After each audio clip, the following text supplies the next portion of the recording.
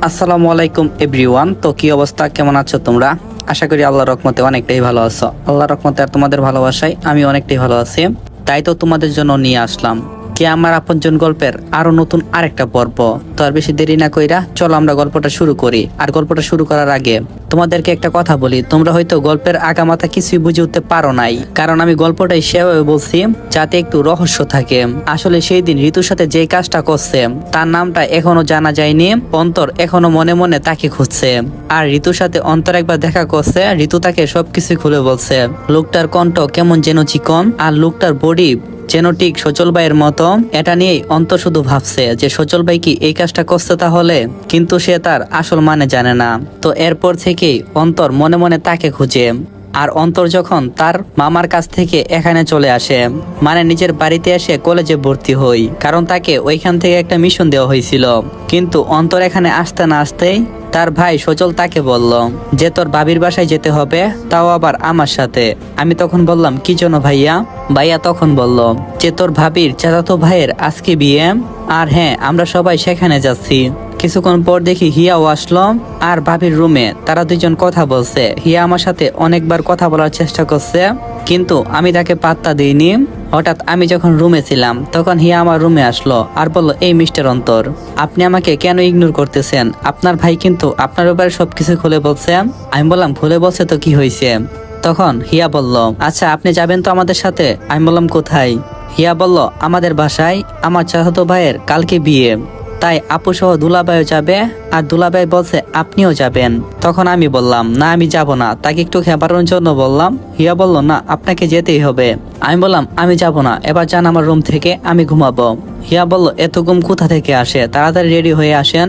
যেই না ভাবলাম আর একটু মজা করি, তখন দেখি সচল ভাই আমার রুমে। সচল ভাই এসে আমাকে বলল, অন্তর রেডি হয়ে নে, কিছুক্ষণ পর বের হব। আমি বললাম আচ্ছা ভাইয়া। হিয়া আমার মুখ থেকে আচ্ছা কথাটা শুনে চোখ বড় বড় করে আমার দিকে তাকালো। হিয়া বলল আপনি যাবেন, তাহলে আমার কাছে শিকার আর নাই কেন? আমি বললাম জাস্ট একটু পান করলাম। হিয়া বলল তবে রে, এই বলে হিয়া এসে আমাকে বালিশ দিয়ে মারতে লাগলো।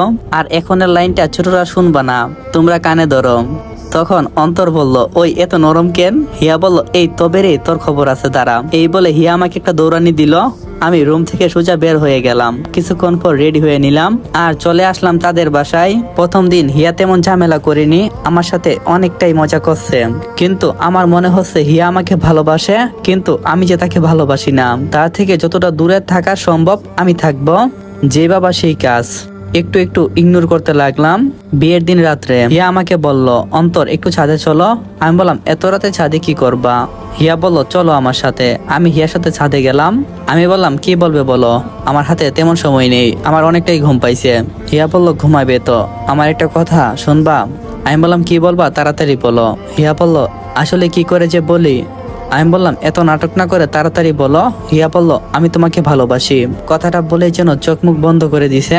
আমি কি বলবো কিছু বুঝে উঠতে পারছি না, আমি যে তাকে ভালোবাসি না। তখন আমি বললাম সরি মিস হিয়া, আমি পারবো না আপনাকে ভালোবাসতে। হিয়া বলল কেন? আমি বললাম তার উত্তর আমার কাছে নেই। এই বলে নিজের রুমে চলে আসলাম। রুমে এসে শুয়ে আছি। তখন হিয়া রাত 12টার দিকে আমার রুমে আসে এবং কি রুমের দরজা লাগিয়ে দেই। রুমের দরজা লাগানোর আওয়াজে আমার ঘুম ভেঙে যায়। দেখি হিয়া আমার রুমে দাঁড়িয়ে আছে।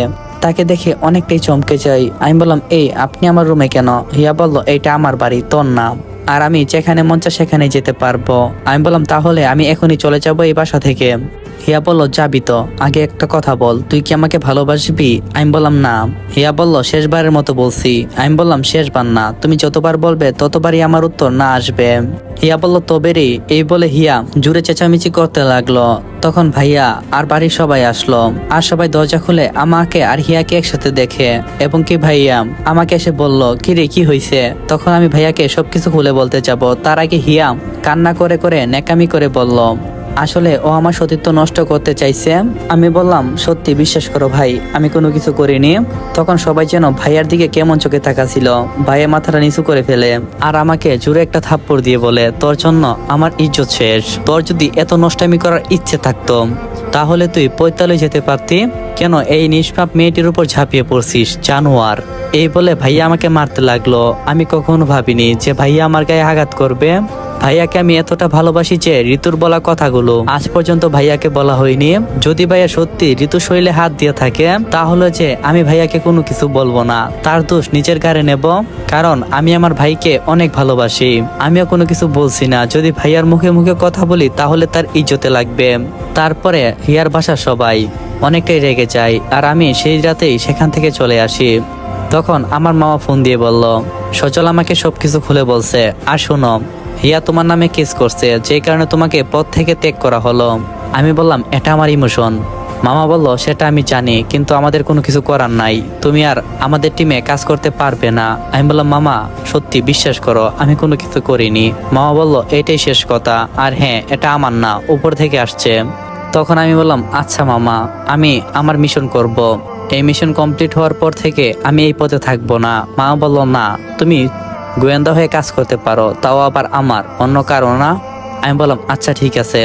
এরপর থেকে আমার কলেজে যাওয়া শুরু হলো। আর কলেজে গিয়ে কি কি হলো আপনারা তো বুঝছেন।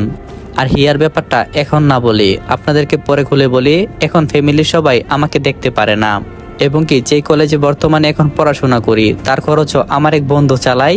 আর আমি কিসব খাবার খাই তা আপনারা গল্পে বুঝতে পারবেন, তো গল্পের সাথেই থাকেন।